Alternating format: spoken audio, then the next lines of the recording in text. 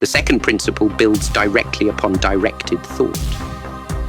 When you can control the direction of your thinking, you gain the ability to believe in possibilities before you have evidence they can become reality. Directed thought creates the foundation. Belief before evidence builds the structure. Most people wait to see evidence before they believe success is possible. They say, "Show me it can be done, then I will believe it." But this approach keeps you trapped within the boundaries of what already exists. True breakthroughs come from a different approach. You must believe in possibilities before you have evidence they can become reality. When I created Jikundu, many traditionalists criticized me harshly. Martial arts cannot be mixed, they said. Each style must remain pure. They had no evidence that a hybrid approach could work, because no one had successfully created one before. Had I waited for evidence, I would have abandoned my vision. Instead, I believed first. I saw with perfect clarity what did not yet exist. I believed in the effectiveness of adaptability over rigid tradition. I believed in taking what is useful and discarding what is not. I believed in personal expression over blind obedience to form. This belief guided my experiments, my training, and eventually led to creating something new. Not because I had evidence it would succeed, but because my belief created the conditions necessary for discovery. The same principle applied when I conceived the film Enter the Dragon.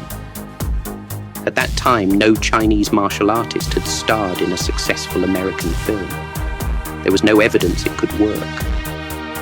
Hollywood executives repeatedly told me, "There is no audience for this." Had I waited for evidence, I would never have persisted. But I believed first, not with blind optimism, but with a clear vision of what could be. This belief sustained me through countless rejections until the opportunity finally materialized. The greatest obstacle to believing before seeing is not external skepticism, but internal doubt. Your mind will demand evidence. It will say, "Be realistic, be practical. Don't set yourself up for disappointment." This is the mind's natural protection against failure. But this protection also prevents greatness. Here is a practical exercise I use to develop this capacity. The evidence journal.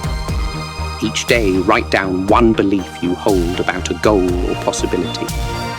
Then, actively search for small pieces of evidence that support this belief. They need not be large or definitive.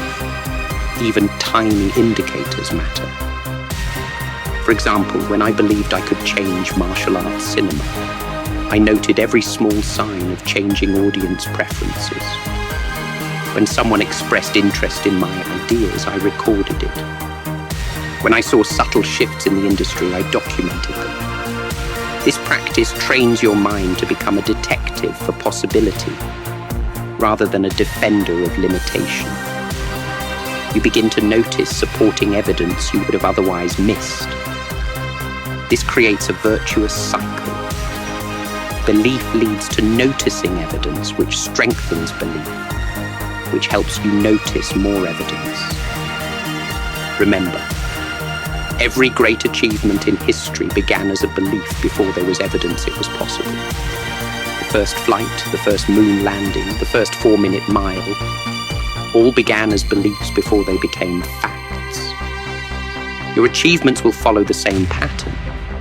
Believe first, then create the evidence through action.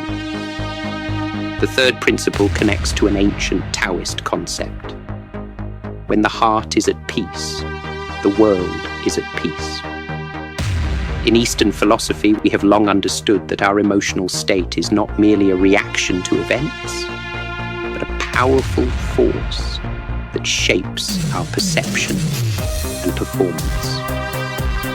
Your emotions follow your thoughts, and your performance follows your emotions.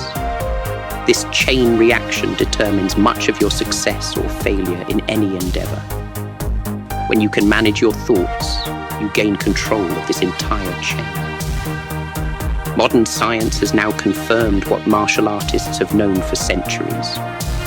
When you experience negative emotions like fear or anger, your body releases chemicals that narrow your focus, tense your muscles, and prepare you only for fight or flight.